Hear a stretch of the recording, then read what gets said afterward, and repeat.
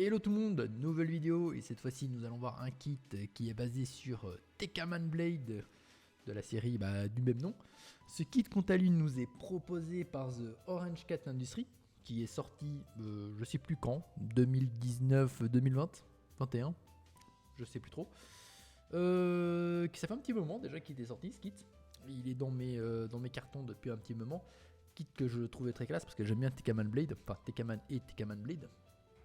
Et donc du coup quand j'ai vu qu'ils avaient proposé un modèle kit, j'étais assez emballé pour le prendre, pardon.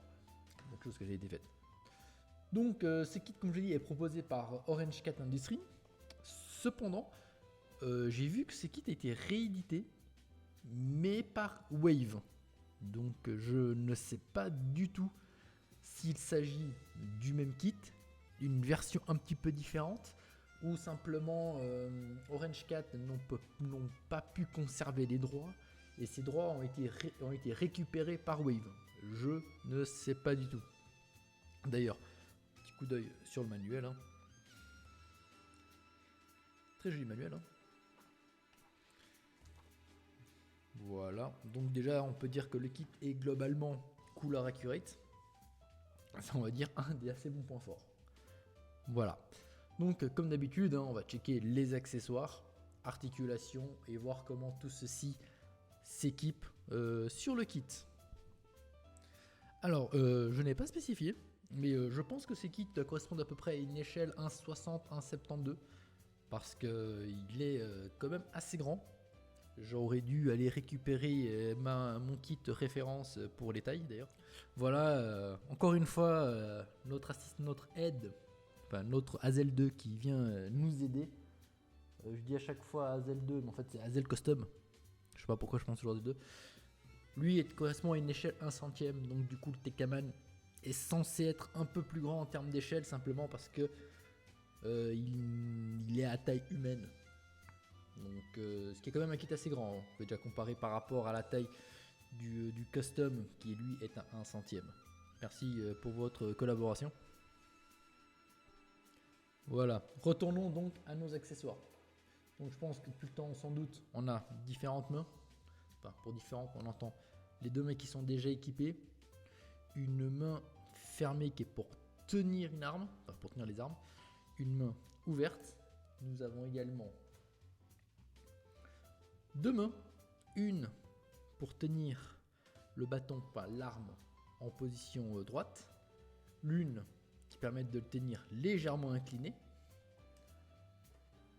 Bien évidemment, les armes qui vont avec, chacune disposant d'un manche spécifique. C'est-à-dire qu'en fait, je préfère déjà l'expliquer, c'est qu'en fait chaque main permet de tenir l'arme d'une certaine position. Ça correspond juste à ça. Normalement après, les lames s'enlèvent et se mettent sur les bâtons pour avoir différents styles de pose. Pas plus compliqué que ça. On a un bouclier.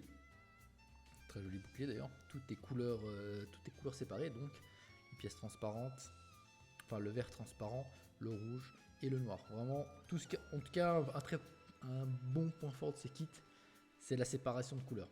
Vraiment, tout est, je crois que vraiment tout est couleur accurate par rapport en tout cas au manuel. Après, faudrait voir s'il n'y a pas quelques petites variations. Une petite pièce qui nous permet surtout de faire tenir le bouclier à l'arrière. Une autre pièce pour faire tenir le bouclier à l'avant. Et sans plus, on a une pièce pour un Action Base Adapter. Ça concerne justement l'intégralité des accessoires venant avec le Tekkaman Blade. Il y a quand même pas mal de pièces en rab dedans, dans la boîte je veux dire. Mais c'est surtout des pièces qui n'ont aucune utilité, car c'est surtout en fait des doublons. C'est-à-dire notamment on retrouvera quelques pièces des jambes, quelques pièces vertes. Rien qui est vraiment d'utilité pour quoi que ce soit, je suppose. Donc du coup on va aller voir les articulations. Hein. Donc pour les articulations, avant d'aller voir ça d'un peu plus près, on regardera quand même un petit peu le kit. Hein. Kit est vraiment très bien détaillé. Ça fait quand même assez plaisir. Disons que Après, ce que j'ai fait récemment, c'est quand même plaisir d'avoir des kits qui sont bien pensés. D'ailleurs, je trouve ça un peu particulier que Orange Cat n'a pas pu conserver les droits. Alors, je sais pas si c'est un problème de droit ou autre chose, mais je trouve que le travail est quand même assez bien fait, hein.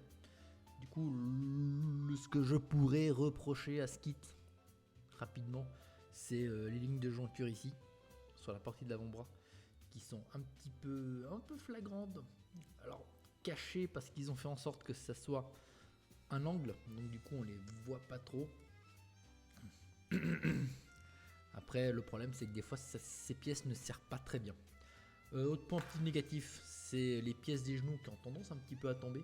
Après, il n'y a pas vraiment de connecteur simple, c'est juste une pièce qui se met comme ceci. Puis on a la ligne de jointure qui paye ici toute la partie de la jambe. Sinon tout le reste est relativement discret, ce qui fait que du coup c'est assez bien ingénierisé. Donc du coup, nos articulations du haut vers le bas. La tête quant à elle, on a ton articulation avant-arrière, pivote sur elle-même sans trop de difficultés, ou pas. Je pense que juste en sous-relevant un petit peu, même pas. Comme je dis, ça fait longtemps que je skite, donc je pensais que ça passerait. On a également les petites gimmicks sur les épaules qui s'ouvrent pour les attaques, hein. D'ailleurs, très bien détaillé, malgré que j'ai une pièce qui vient de me lâcher entre les mains. Voilà, on peut voir. Vraiment, les effets sont très jolis, tout est vraiment bien détaillé. Ce kit est vraiment très bien pensé, hein. Ça sur ça. Après, je connais pas du tout les autres produits de chez Orange Cat, mais c'est vrai que ça donne envie de s'y attarder. L'épaule quant à elle est sur une pièce à part entière, donc du coup l'épaule a un petit peu de mouvement de haut en bas, gauche droite un petit peu, car c'est, je sais pas si vous arrivez à voir, voilà, c'est juste un peg ici et le reste se met sur l'épaule, ce qui donne quand même un petit peu de mouvement. Le bras est un petit peu rigide, mais il monte au maximum jusqu'ici, bloqué par l'armure. Sinon dans ce cas-là, il n'y aurait aucun problème. Le bras peut monter jusqu'ici. Après, ça commence un petit peu à clasher avec l'armure, mais le 360 est amplement réalisable. On a un petit peu d'avant de mouvement vers l'avant, on peut voir ici. Voilà, on peut voir, ça bouge plutôt bien. Le biceps ne peut pas 360, mais parce qu'en fait il est bloqué par cet élément d'armure qui est ici. Sans ce dernier, le 360 est largement effectuable. On a récupéré, on a perdu la main. Tac. Il y en a quelques petites pièces qui se barrent. Pas non plus les choses les plus dramatiques. Des pièces qui se mettent assez facilement en place. Le bras, on a une double articulation un petit peu serrée. Mais on a le droit à plus d'un petit 90 degrés. Ce qui est quand même déjà cool. Hop, hop.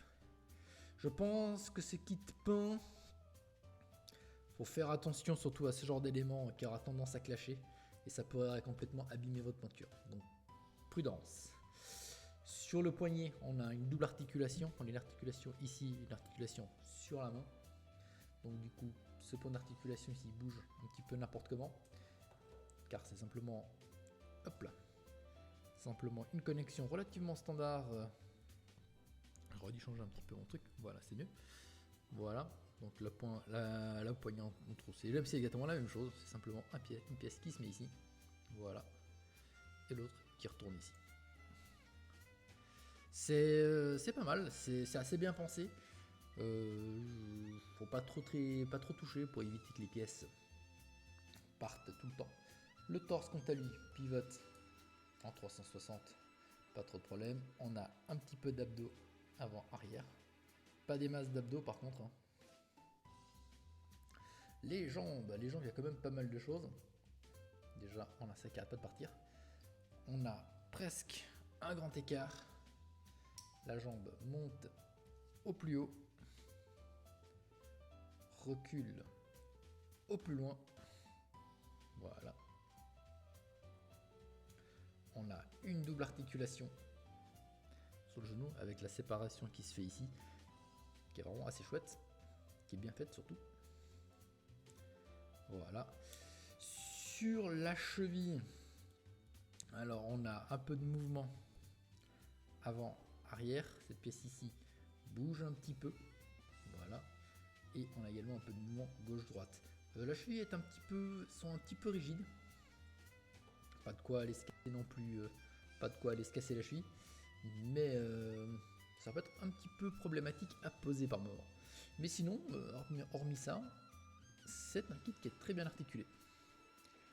Facile à poser, il tient, j'ai pas besoin de trop mal gâcher quoi que ce soit pour que le kit tienne en place. Et ça c'est bien. Concernant l'équipement et comment ce dernier s'équipe dessus. Alors, on va commencer par le bouclier qui est ici. Ce bouclier s'équipe sur deux emplacements. Il va soit sur le bras, soit il va ici à l'arrière. Pour l'équiper sur le bras, il suffit simplement d'enlever cette pièce et la remplacer par cette dernière qui est exactement la même, mais qui dispose simplement d'un point de connexion supplémentaire. J'ai un peu taillé les pièces pour qu'elles soient plus faciles à enlever, parce que sinon les pièces sont très dures à enlever. D'ailleurs, faites attention quand vous monterez ce kit. Beaucoup de pièces ne sont pas censées être enlevées après une fois qu'elles soient installées. Donc prévoyez peut-être un peu de bricolage pour pouvoir les enlever sans aucune difficulté. Le bouclier se monte après simplement comme ceci, tout simplement, hein. Rien d'assez simple. Si vous souhaitez l'équiper à l'arrière, il suffira simplement d'enlever la pièce qui est ici et la remplacer par celle-là. Est-ce que j'ai mis ça en haut? C'est juste. Ensuite, simplement tac tac tac, et le bouclier se met simplement comme ceci. Aurait pu se mettre comme ceci. Voilà. Et ça tient. Perso, j'aime pas trop le mettre à l'arrière. Je trouve ça pas très... Je trouve pas ça super joli. Donc moi, pour ma part, le bouclier, il pourra très bien aller devant, et ce qui nous permettra d'aller voir un petit peu avec le reste des armes. Voilà. Donc pour le reste des armes, alors pour faire tenir les lames, on est ici présent, c'est un peu bizarre. Je m'explique. Nous avons ces mains qui sont ici, et chaque main est censée tenir l'arme d'une certaine façon. Comme j'avais dit, on a une version pour faire tenir l'arme penchée et une version pour faire tenir l'arme droite. Donc première chose qu'on fait, bien évidemment, on remplace, on enlève les mains. Et ensuite, il faut simplement... c'est un peu fastidieux, par contre c'est peut-être ce que je trouve le plus fastidieux. Prendre les mains correspondantes, voir que celle-ci dispose de la bonne connectique, et ensuite fixer à l'intérieur, remettre les mains en place, pas quelque chose de plus simple, et ensuite remettre le kit en place. Voilà. Donc voilà, avec la première variation qui est simplement l'épée, enfin la double lame qui tient justement horizontalement. Ensuite on dispose d'une autre variation qui permet juste d'avoir l'inclinaison du poignet qui est différente. L'installation est exactement la même. En plus, l'avantage c'est que ça se fait assez facilement. Il faut juste simplement enlever la main, vous enlevez les deux points de lame, voilà, et simplement les remplacer. Les lames ont forcément un sens, vous ne pouvez pas nécessairement vous tromper. Voilà, et ensuite il suffit simplement de remettre le poignet, de la remettre en place, et du coup vous avez déjà une autre possibilité pour poser votre kit.